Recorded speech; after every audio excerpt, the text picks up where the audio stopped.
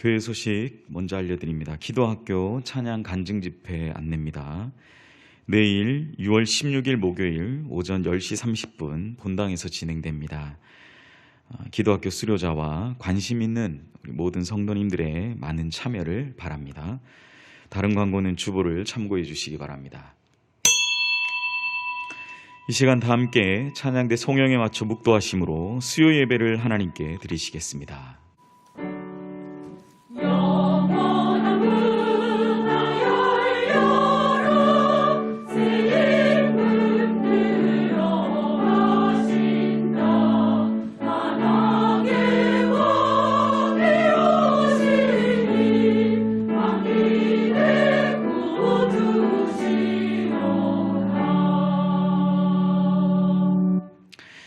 예비하신 사랑과 은혜를 부어주시는 주님, 오늘도 베푸신 주님의 사랑에 감사하며 수요 예배의 자리로 나아갑니다.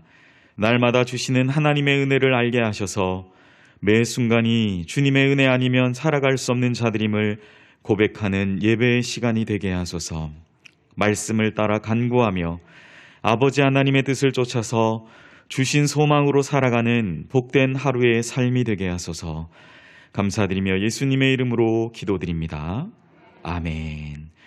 찬송가 331장 영광을 받으신 만유의 주여 다 함께 찬양하신 후에 조명자 권사님 우리를 대표해서 기도하시겠습니다.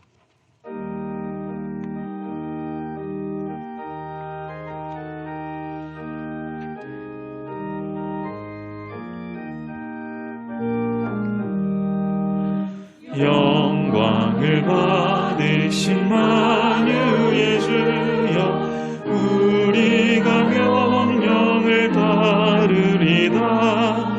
베푸신 은혜를 감사히 알고 진실한 마음으로 섬기겠네. 구주의 은혜 주시는 대로 영원히 받들어 섬기겠네. 찬송하겠네 찬송하겠네. 생명을 주시는 구주로다. 구주를 높이고 잘 공경하여 온유한 마음으로 섬기리다. 주 예수 안에서 즐거워하며 충성을 다하여 섬기겠네. 구주의 은혜 주시는 대로 영원히 받들어 섬기겠네. 찬송하겠네 찬송하겠네. 생명을 주는 구주로다. 예수를 믿고서 늘 사랑하며 참 기쁜 마음으로 섬기리다. 온 마음을 드리고 늘 순종하며 구주를 영원히 섬기겠네.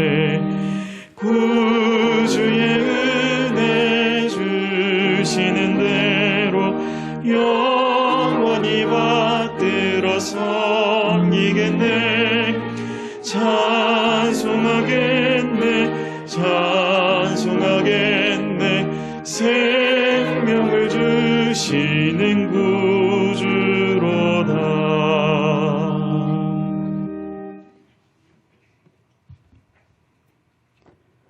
사랑과 은혜가 풍성하신 하나님, 죄와 허물로 죽었던 우리를 십자가의 사랑으로 구속하여 주시고 성령님을 통하여 우리의 삶을 빛으로 인도하시는 주님께 감사 찬양 드립니다.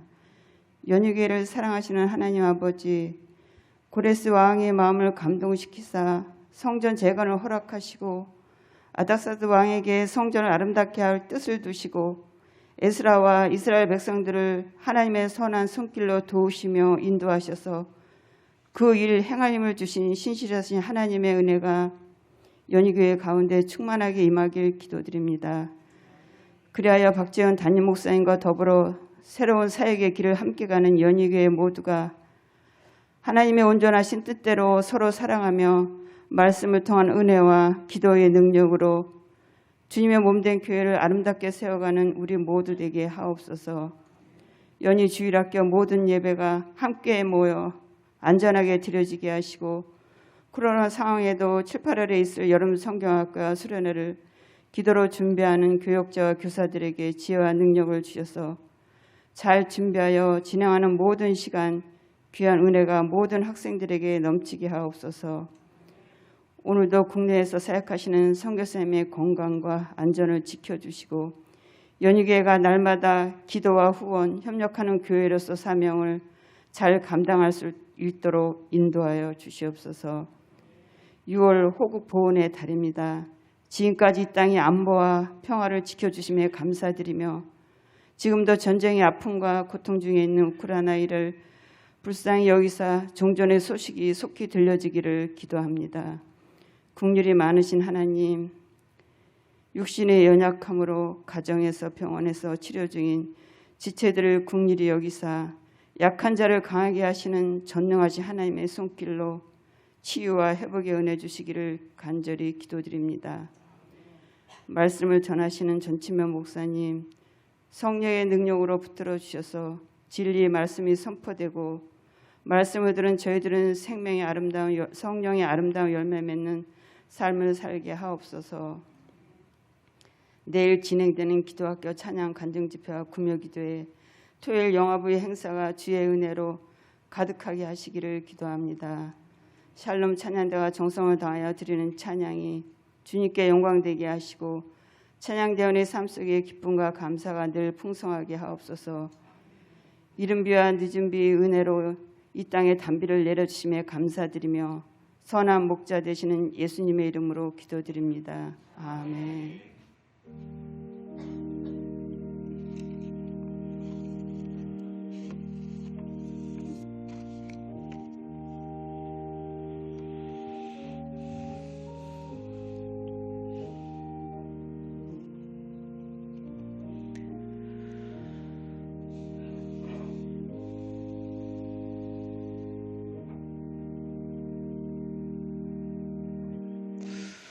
이 시간 우리에게 주시는 하나님의 말씀입니다. 다 같이 겸허한 마음으로 하나님의 말씀을 받겠습니다.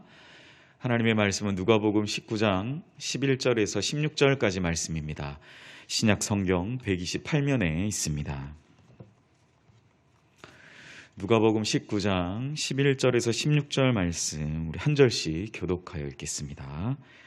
누가복음 19장 11절에서 16절까지 말씀 제가 먼저 읽습니다. 그들이 이 말씀을 듣고 있을 때에 비유를 더하여 말씀하시니 이는 자기가 예루살렘에 가까이 오셨고 그들은 하나님의 나라가 당장에 나타날 줄로 생각함이더라. 이를 받아가지고 오려고 어느 나라로 그 종 열을 불러 은화 10문화를 주며 이르되 내가 돌아올 때까지 장사하라니라. 그 백성이 그를 이용하여 사제를 뒤로 우리는 이 사람이 우리의 왕됨을 원하지 않나이다. 귀인이 왕위를 받아가지고 돌아와서 은화를 준 종들이 각각 어떻게 장사하였는지를 알고자 하여 그들을 부르니 그 첫째가 나와 이르되 주인이여 당신의 한 문화로 를 남겼나이다. 아멘. 이 시간 샬롬 찬양대의 찬양으로 하나님께 영광 돌리겠습니다.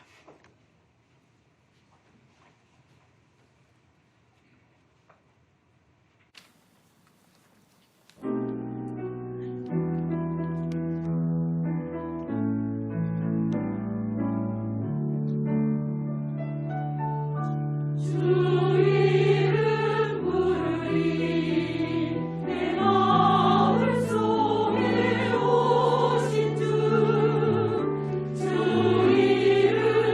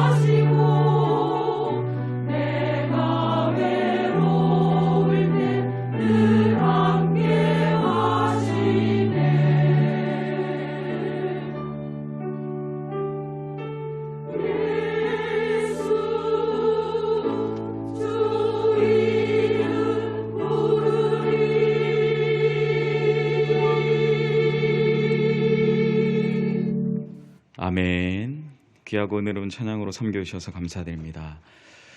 오늘 이 참 비가 오는 가운데서도 예배당에 나오신 여러분들을 진심으로 축복하고 환영합니다.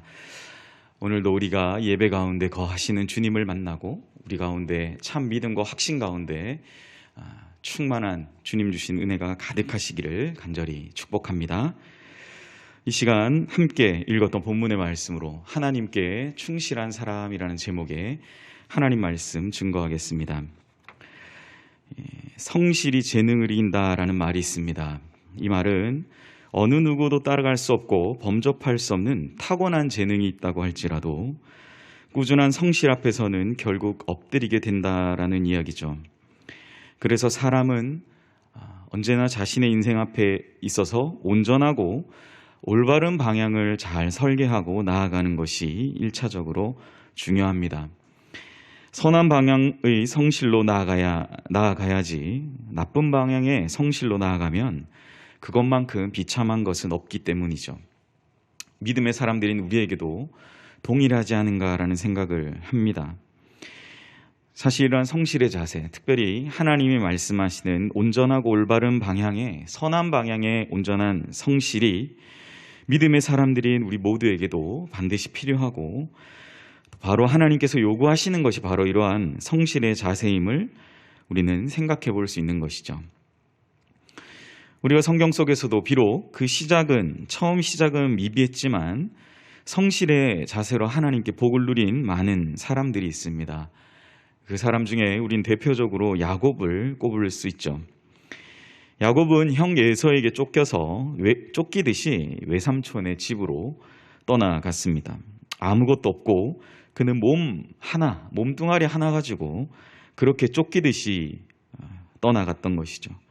그런데 그곳에서 얼마나 성실하게 살았는지 훗날 외삼촌의 집에서 나올 때 야곱이 어떠했다라고 성경은 기록하고 있습니까? 창세기 32장 9절과 10절에는 이렇게 기록하고 있습니다. 야곱이 또 이르되 내 조부 아브라함의 하나님, 내 아버지 이삭의 하나님 여호와여, 주께서 전에 내게 명하시기를 내 고향 내 족속에게로 돌아가라. 내가 내게 은혜를 베풀리라 하셨나이다. 나는 주께서 주의 종에게 베푸신 모든 은총과 모든 진실하심을 조금도 감당할 수 없사오나 내가 내 지팡이만 가지고 이 요단을 건넜더니 지금은 2때나 이루었나이다. 야곱이 형 에서와의 만남을 앞두고 하나님께 간구하는 기도의 내용 중에 하나입니다. 우리가 그 유명한 사건 야복나루에서 환도뼈, 허벅지 이 골반의 뼈가 부러질 때까지 야곱이 기도하는 그 장면에 바로 앞서 있었던 고백이죠. 야곱은 뭐라고 말합니까? 자신이 빈몸으로 지팡이 하나만 들었다.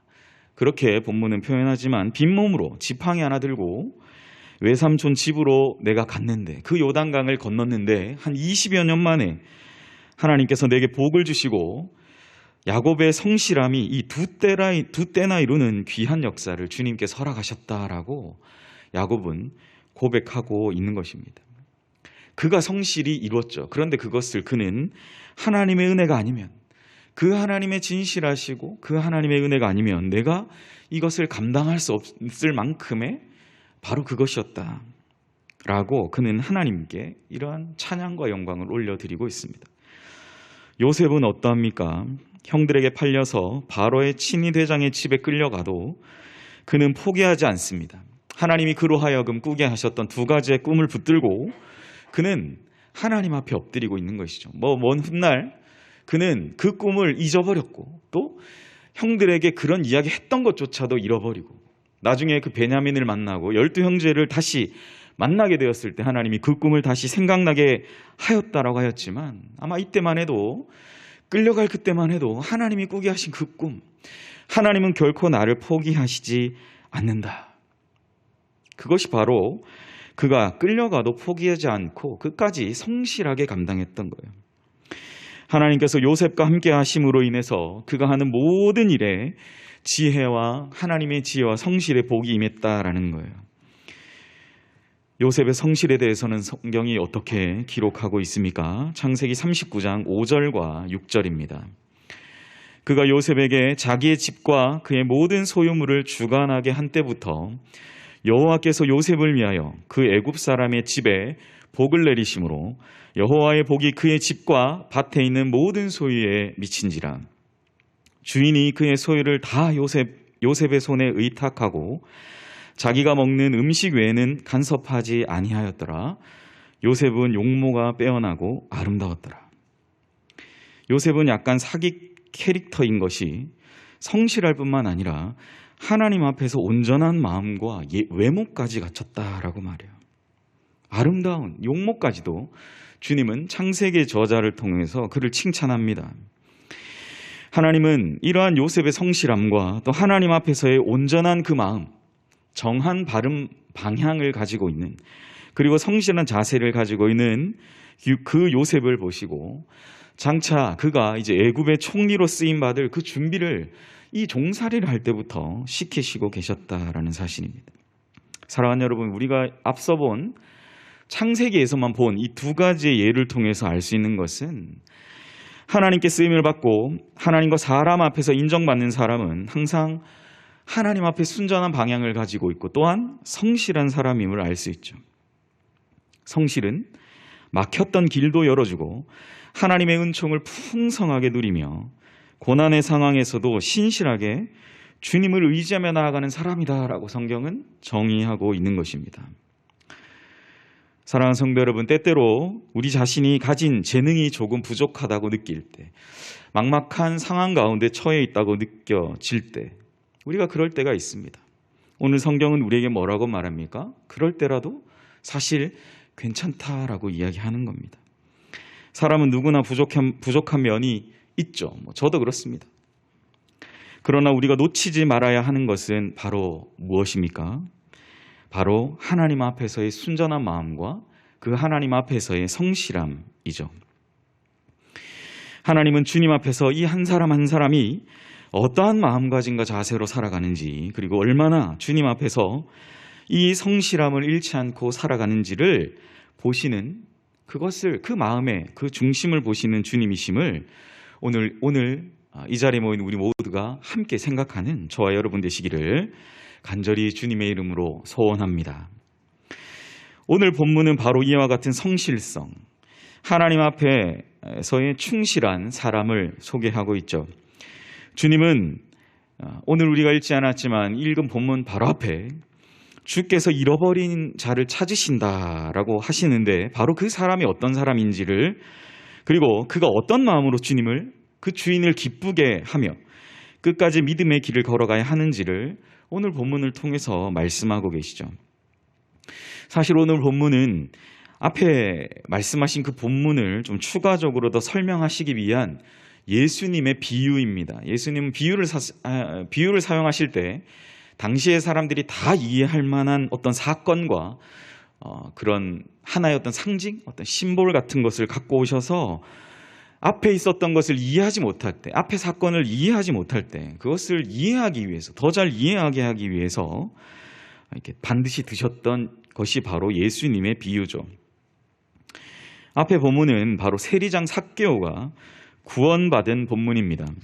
제자들은 삭개오 같은 자가 어떻게 구원받을 수 있는가라는 것에 대해서 당장 이해하지 못했던 모습을 보입니다. 어떻게 삭개오 같은 자, 나라 팔아먹은 놈, 그리고 동족을 팔아먹은 놈, 그리고 동족의 고회를 빨아서 그 나라에 세금으로 갖다 주는 놈이 어떻게 구원받을 수 있습니까? 라는 거예요. 제자들은 이해하지 못합니다. 이런 자는 절대 하나님의 나라에 들어와서는 안 된다라는 것이 바로 제자들의 사실 반응입니다. 그리고 오히려 뭡니까? 자신들과 같은 자, 주님을 끝까지 따르겠노라 고백하는 그러한 자들만이 누리는 것이 바로 하나님의 나라다. 그러니까 제자들은 삭개오와 같은 자가 구원받는 것도 당장 이해할 수 없었고, 왜 삭개오와 같은 자가 우리들과 같은 하나님 나라를 누리게 되는 것인지에 대해서 이해하지 못한 것으로 사실 본문은 시작하고 있죠. 그런데 예수님은 삭개오와 같은 자, 주님의 말씀을 듣고 자신의 삶을 온전히 반성하면서 생각의 회개뿐만 아니라 삶의 회개를 통해서 주인의 뜻대로 완전한 변화를 가져오는 바로 그 성실한 자가 이 바로 하나님의 나라의 유산을 받아 누리는 자가 된다라고 오늘 말씀해 주신 것이죠. 그래서 오늘 본문 11절은 이 같은 주님의 마음을 담아서 이 11절 말씀을 하심으로 오늘 우리가 주님이 쉽게 말씀하신 이 문화의 비유를 시작하고 계신 것이죠. 11절 말씀입니다. 그들이 이 말씀을 듣고 있을 때 비유를 더하여 말씀하시니 이는 자기가 예루살렘에 가까이 오셨고 그들은 하나님의 나라가 당장에 나타날 줄로 생각함이더라. 오늘 이 본문 한 절 말씀에 이 비유를 시작하신 주님의 뜻이 담겨 있는 거죠. 이 한 절에서 뭘 얘기합니까? 예수님은 이제 십자가에 못 박혀 달리시게 정말 내가 이 땅 가운데 오신 그 본 목적을 실행하시기 위해서 이 땅에 왔는데 제자들은 그러한 주님을 받아들일 준비는 전혀 되어 있지 않고 당장에 하나님 나라가 나타나서 이제 자신들을 그렇게 억누르고 세리장 삭개오가 충성했던 그 나라는 온전히 다 멸하시고 하나님의 나라 그리고 그 나라인 주님을 따랐던 우리가 들어갈 그 나라 삭개오와 같은 자는 못 와요. 그런데 그 나라가 이제 당장 시작될 거야 라는 그 오해를 풀어주시기 위해서 오늘 문화의 비유 그리고 그 오해를 풀어주신과 동시에 어떠한 자가 바로 하나님 나라에 들어갈 자인지를 오늘 비유를 통해서 말씀해 주고 계시다라는 것입니다. 예수님의 비유의 말씀은 어떤 것인가요? 한 명의 귀족이 있었습니다. 그는 장차 왕위를 이어가야 할 당대 존귀한 자였다라고 말하죠. 오늘날로 따지면 영국 왕위를 이어갈 계승할 서열 1위에 있는 그러한 사람이다라고 할 수 있죠. 이 사람은 왕위를 계승하기 위해서 먼 길을 떠나가야 하는데 그 전에 자신의 종 10명을 불러다 세우죠. 그리고 은하 10개를 10문화를 종 한 명당 하나씩 다 나눠줘요. 그리고 명령하죠. 내가 왕위를 받아서 올 때까지 너희는 이 돈을 가지고 장사를 하라. 왜냐하면 자신이 왕됨을 반대하는 백성들로 인해서 이 왕위를 받아서 오는 데까지 시간이 좀 길어질 수도 있었기 때문임을 본문은 암시하고 있는 것입니다. 자신이 여기에 남아서 해야 될 이 일들을 10명의 종들에게 맡겨두고 주인은 떠나가죠. 얼마의 시간이 지난 뒤에 주인은 왕위를 받아서 다시 돌아옵니다. 반대하는 많은 백성들이 있었지만 그 백성들의 반대 여전히 있었겠죠. 그런데 그 반대를 무릅쓰고 다 이겨내고 다시 왕위를 받아서 영광스러운 모습으로 돌아왔다라고 예수님은 말씀하셨어요. 그리고 주인은 종들이 자신이 떠나 있는 동안 얼마나 자신의 명령을 성실하게 수행했는지를 확인하는 시간을 가지는 것. 이것이 오늘 우리가 짧게 읽은 본문 안에 이 예화 안에 사실 함축돼서 다 드러나 있는 것이죠. 이 드라마가 있다면 귀인이 있고 종들 10명이 있고 왕위를 반대하는 무리가 있을 것이고 그리고 그 종들이 어떠한 일들을 했는지가 이제 어떤 서사적인 어떤 이야기적인 형식으로 나타나게 될 겁니다. 너무나 안타깝게도 본문은 그것을 다 생략해요. 따지면 이 어떤 스토리 라인을 구성하는 데 있어서 아주 중요한 몸통은 다 빠지고 이제 그냥 결과 어떻게 했는지 내 명령을 따랐나 안 따랐나. 그러니까 참 저도 오늘 말씀 준비하면서 조금 아쉬웠어요. 내가 좀 글을 잘 쓰고 시나리오 작가면 좀 이걸 쫙 써가지고 이렇게 하면 좋겠다 한데 예수님은 이게 중간 단계는 다 그냥 생략하시고 10명의 종들이 얼마나 자신의 일을 잘 수행했는지만 이 정산을 하는 그 시간을 가지고 있는 거예요. 이 정산하는 이 시간에 종들은 어떠한 평가를 받게 됩니까? 첫 번째는 주인의 명령을 충실하게 수행한 자입니다. 15절과 16절은 이렇게 기록하죠. 귀인이 왕위를 받아가지고 돌아올 때에 은하를 준 종들이 각각 어떻게 장사하였는지 알고자 하여 그들을 부르니 그 첫째가 나와 이르되 주인이여 당신의 한 문화로 10문화를 남겼나이다. 첫째는 완전 대박 쳤다고 얘기하죠. 하나 줬더니 10개 남겼대요. 완전 대박이죠. 한 배가 10배가 된 거예요, 여러분. 성경은 그가 어떠한 노동, 제가 말씀드렸죠. 제가 스토리 작가면 얘가 뭘 했는지 이게 너무 중요하잖아요. 어떻게 이걸 남겼는지. 그러면 이 첫째가 이렇게 자수성가해서 야 내가 이렇게 했습니다라는 뭔가 이 더 우리에게는 와닿는 스토리라인이 구성될 수 있는데 성경은 그가 어떠한 노동과 상업적인 행위를 했는지에 대해서는 어떠한 명확한 적시함이 없습니다. 종은 주인이 맡긴 한 문화, 오늘날로 따지면 한 개인의 3달치 월급 정도에 해당한다라고 해요. 3달치 월급 정도에 해당하는 걸로 해당한다고 하죠. 이 문화, 한 문화를 가지고 그는 열심히 뭔가 했던 것이죠. 종이 이렇게 할 수 있었던 것은 자신을 믿고 주인이 맡긴 이 큰 돈을 그냥 그저 그렇게 허비할 수 없었다라는 생각으로부터 시작한 것입니다. 성경에는 기록이 없지만 이 종이 하나 있었던 것을 10배로 남기기 위해서 얼마나 치열하게 그 생업을 전투적으로 지휘하고 또 진행해 왔을지는 아마 여기에 그런 분 계신지 모르겠지만 하나를 10개를, 저는 아직 없는데 하나를 가지고 10개를 남겨본 경험이 있는 분들은 아마 알 거예요. 10배를 남기는 것이 얼마나 힘든 건지를.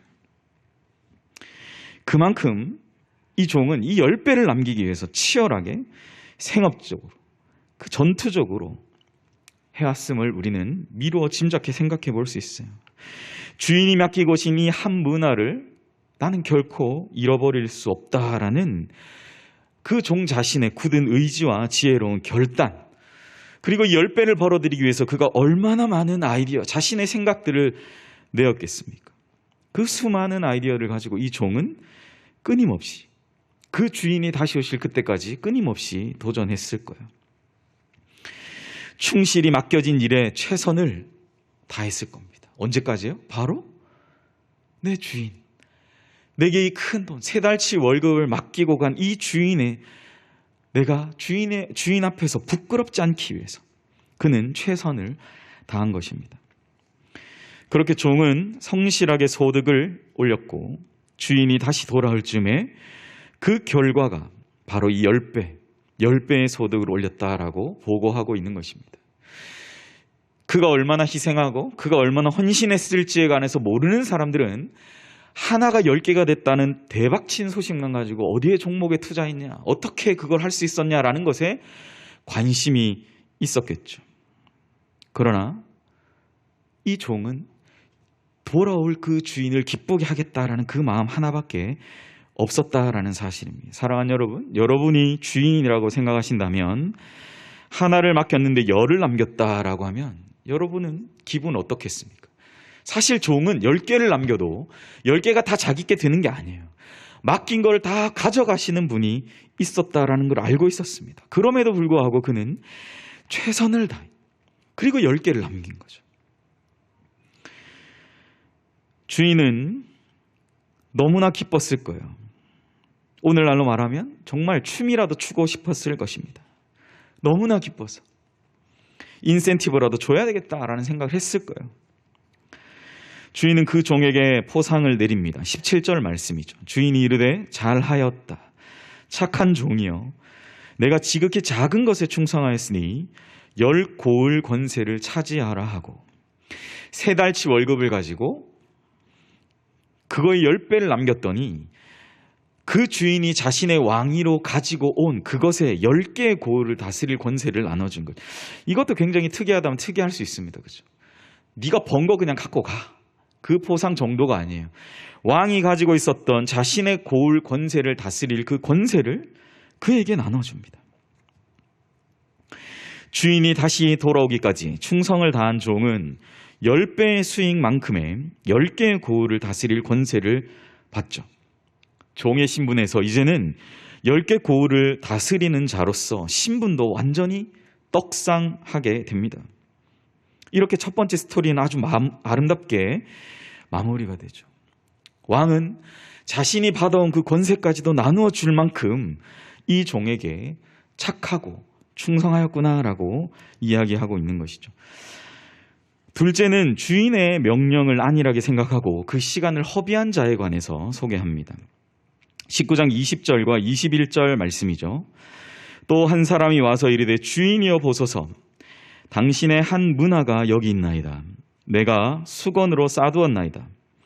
이는 당신이 엄한 사람인 것을 내가 무서워함이라. 당신은 두지 않는 것을 취하고 심지 않는 것을 거두나이다. 오늘 본문이 소개하고 있는 시간을 허비한 종은 사실 세 번째로 주인에게 보고한 종입니다. 이 종은 주인에 대해서 오해하고 있습니다. 어떠한 오해입니까? 주인은 엄한 사람이고 무서운 사람이라서 당시의 고리대공업자를 비유한 그러한 표현을 하고 있죠. 21절의 뒷부분이죠. 당신은 두지 않는 것을 취하고 심지 않는 것을 거둔다. 이게 바로 그 주인에 대해서 이 종이 오해하고 있는 본문의 내용이죠. 쉽게 말하면 뭘까요? 주인은 아주 엄하고 무서운 사람이어서 주인은 맡기지도 않은 것도 가져가는 사람이고 심지 않은 곳에서도 나락을 싹 다 걷어가는 그러한 사람이기 때문에 나는 그 주인이 너무 무서워서 종은 어떻게 했다라고 말합니까? 그 주인에 대한 인식 때문에 오해에서 왜곡되어서 생각하고 그저 자신이 할 수 있는 것은 아무것도 없고 그저 주인의 돈을 망가뜨리지 않도록 수건에 싸서 보관하고 있었던 것. 원금을 잃지 않으려고 그냥 그걸 묶어서 그냥 땅에 묻어두었다라고 성경은 기록하고 있죠. 예수님 당시에는 지금처럼 은행이 활성화되어 있거나 돼 있지 않습니다. 돈을 맡기고 찾는 것에 대해서는 그때 당시에 사람들이 그렇게 돈이 많지도 않았을 뿐더러 오늘날과 같은 이러한 돈을 맡기고 찾는 것이 이렇게 자유롭지가 않았다라고 알고 있죠. 예수님 당시에 돈을 환전상에게 맡기거나 성전 금고나 보통 금고에 넣을 수 있는 만큼의 여유를 가진 사람은 거의 없었다라고 합니다. 그렇기 때문에 세 번째 종이 하고 있는 행동은 아주 종으로서는 어울리지 않는 행동이라고 할 수 있죠. 세 번째 종이 보여준 이러한 수건에 싸두는 일은 가난한 사람들이 얼마 안 되는 돈을 잠시 보관할 때나 쓰이는 방법이 바로 수건에 돈을 싸두는 방법이었죠. 한 문화는 앞서 말씀드린 대로 세 달치의 월급, 봉급에 해당했기 때문에 사실 종이 가지기에는 결코 작은 돈은 아니었습니다. 그런데 그 종은 주인에 대해서 오해했을 뿐만 아니라 자신이 평상시에 살아왔던 그 종의 습관과 관습대로 행한 것임을 우리는 알 수 있죠. 가난한 사람들이 가난한 심정으로 해왔던 그 방식 그대로 그냥 주인이 맡겨뒀던 그 돈을 그냥 안정적으로 싸두고 그냥 땅에 묻어놨다라는 사실입니다.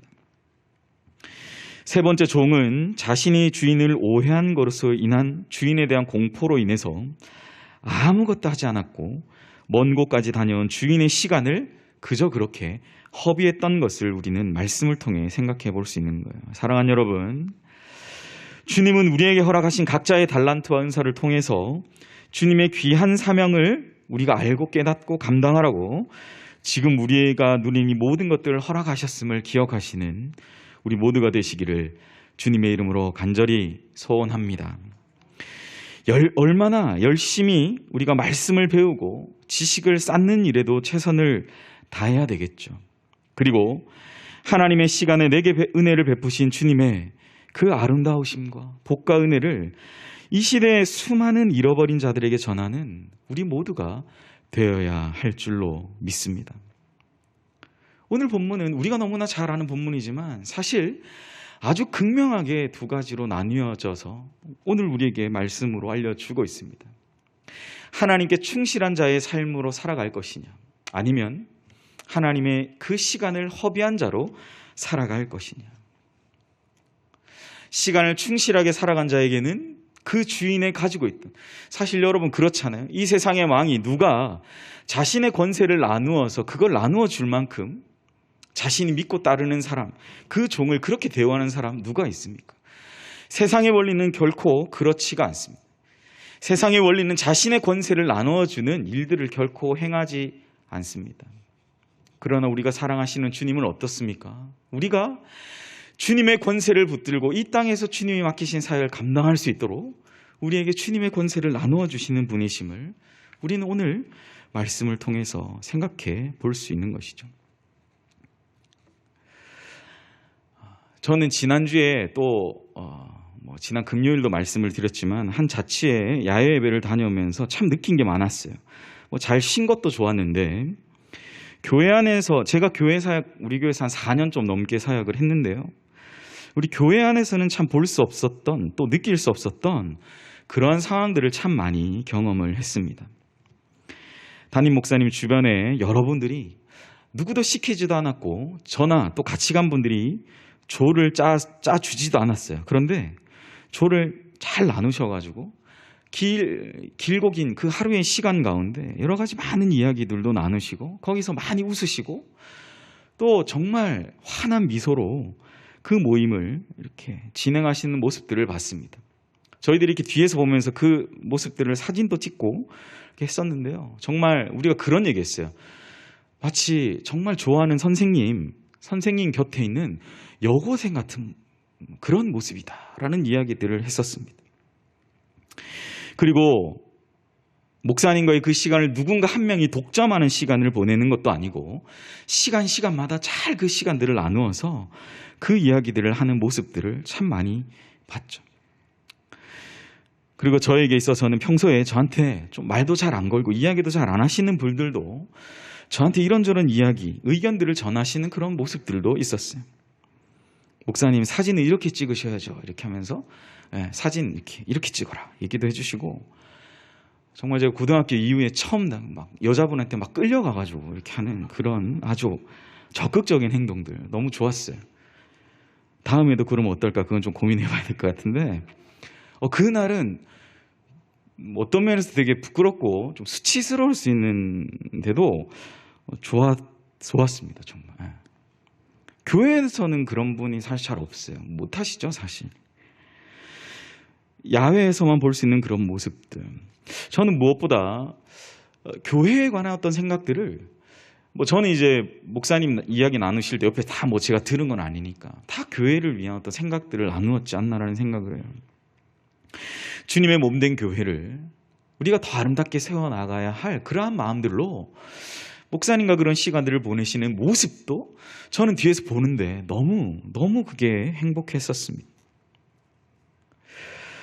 주님의 사역을 감당하면서 우리 모두가 어쩌면 그와 같은 모습, 누가 시키지도 않았는데 누가 조를 짜주거나 나누지도 않았는데 우리의 참된 주인 되시는 그 주님의 마음으로 우리 교회를 더 아름답게 세워나가기 위해서 우리의 마음을 하나로 모으는 그러한 모습들, 그러한 적극적인 모습들, 우리가 주님의 사역을 감당하면서 이러한 적극적인 모습으로 나아갈 수 있기를 사실은 그 모임을 하면서도 계속 기도하게 되었었어요. 마치 첫 번째로 주인에게 보고한 이 종처럼 나한테 돌아올 것이 어떤 것인지에 대해서 사실 생각하기보다 결국은 그걸 받았는데 그것을 생각하기보다 어떻게 하면 우리 주님을 더 기쁘시게 할까? 그 마음을 어떻게 하면 기쁘시게 할까? 그것을 고민하면서 내가 할 수 있는 최선을 다해 주인이 부탁하신 그 일에 그 최선을 다하는 그 아름다운 모습이 사랑하는 우리 연희교회 성도님 한 분 한 분 가운데 가득하시기를 간절히 주님의 이름으로 축복합니다. 그래서 우리가 정말 먼 훗날 주님 앞에 우리가 서게 될 때 하나님께 대해 우리가 열심히 주님께 충실한 또 충성한 자로 세워지는 우리 모두가 되시기를 주님의 이름으로 간절히 소망합니다. 말씀을 정리하겠습니다. 사실 오늘 설교 제목에 제가 썼던 이 충실이라는 말은 어떤 대상에 허실이 없이 알차다라는 말이라고 합니다. 허실, 거짓됨이 없다라는 거죠. 하나님 앞에서 충실한 사람은 언제 어디서든 말씀대로 알차게 살아간다라는 그러한 말이 될 거예요. 우리 서로가 너무나 잘 알듯이 우리 신앙인들의 삶은 반드시 하나님 앞에서 우리가 해온 그대로 정산받을 때가 있을 것입니다. 오늘 비유의 말씀처럼 우리가 언젠가는 정산받는 그 날이 온다라는 거죠. 주님이 맡기신 복음의 사역들이 어떻게 확장되었는지, 우리가 어떠한 마음으로 교회를 위해 기도하고 있었는지, 그리고 우리 안에 얼마나 주님의 그 마음으로 주인의 그 충실한 뜻을 따라서 함께 섬기고 함께 나누고 어떠한 마음으로 함께 사랑하며 사역했는지를 정산할 그때가 있다라는 것이죠. 저는 저를 비롯한 우리 모두가 언젠가 주님이 정산하실 그때가 세 번째 종이 경험했던 것처럼 두려움이나 공포가 아니기를 간절히 소망합니다. 주인은 전혀 그런 사람이 아닌데 내가 그냥 그 주인에 대해서 그렇게 생각하고 두려움과 공포에 사로잡혀서 그냥 이렇게 얼어붙어 버리는 그러한 우리가 되지 않기를 간절히 소망합니다. 사랑하는 주님의 품에 안겨서 그분과 함께 거닐면서 아름다운 대화, 좋은 대화들을 함께 나누면서 교회를 향한 건설적인 어떤 이야기들을 나누어가는, 그리고 그 하나하나 우리의 생각들 가운데 우리의 삶을, 우리의 시간을 충실하게 드림으로 말미암아 주님, 내가 주님 앞에 제가 드릴 수 있는 이 충실한 삶을 주님 앞에 드렸습니다. 그러한 마음으로 주님 앞에 당당하게 설 수 있는 우리 사랑하는 연희교회 모든 성도님, 또 제 자신이 되기를 간절히 소망합니다. 오늘 말씀을 통해 본 이 첫 번째 종의 모습처럼 하나님께 충실한 사람으로 인정받는 우리 모두가 되셔서 남은 한 주간도 주님께서 주시는 귀한 은혜 속에서 살아가는 우리 모두가 되시기를 주님의 이름으로 간절히 소망합니다. 기도하겠습니다. 하나님께 충실한 사람은 주인의 그 뜻을 오해하거나 곡해하거나 왜곡하지 않고 공포와 두려움에 사로잡히지 않는 사람임을 오늘 말씀을 통해 보았습니다. 근거 없는 생각에 의해서 두려움과 공포 속에 살아가는 것이 아니라 주인의 그 마음, 또 주인이 내게 맡기신 그 일에 내가 어떻게 하면 그 주인의 마음을 기쁘시게 할까? 내가 할 수 있는 모든 에너지와 내가 할 수 있는 모든 것들을 최대한대로 다 짜내고 내 생각들을 모두어서 또 아름다운 귀한 열매를 맺어 나갈 수 있는 사랑하는 우리 연희교회 모든 성도님들 되게 하여 주시옵소서.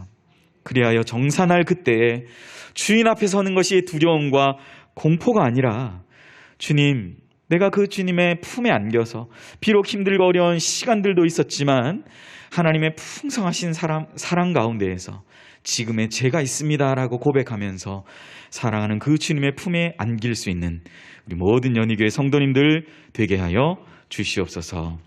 감사드리며 이 모든 말씀 예수님의 이름으로 기도드립니다. 아멘. 찬송가 380장 우리 나의 생명 되신 주 다 함께 찬송하시겠습니다.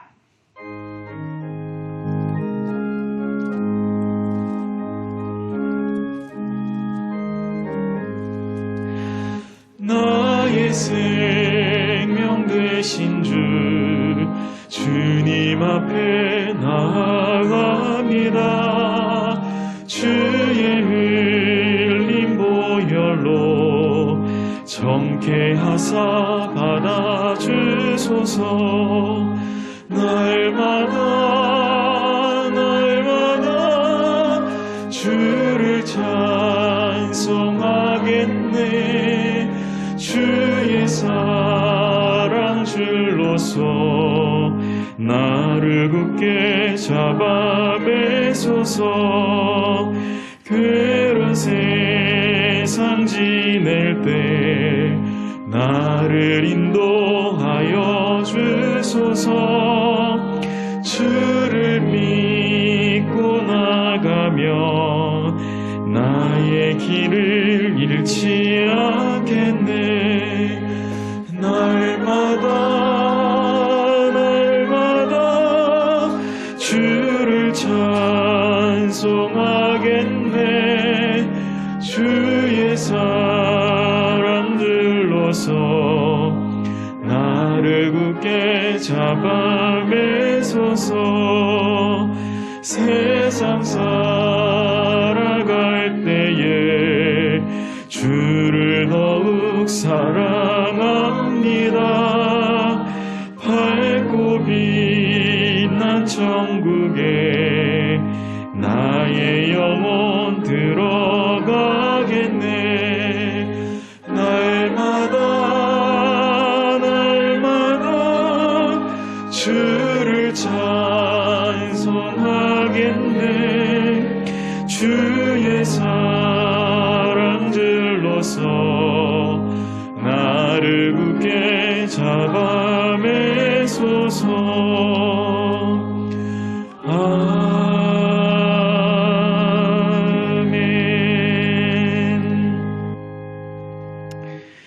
지금은 주 예수 그리스도의 은혜와 하나님의 사랑과 성령의 위로교통 충만 역사하심이 우리를 구원하신 주님께 충실한 사람들로 세워지고 매 순간 우리 자신이 주님의 기쁨이 되기를 원하는 자세로 살아가는 사랑하는 연희교의 모든 성도들 위해 지금으로부터 영원 무궁토록 함께 있을지어다. 아멘.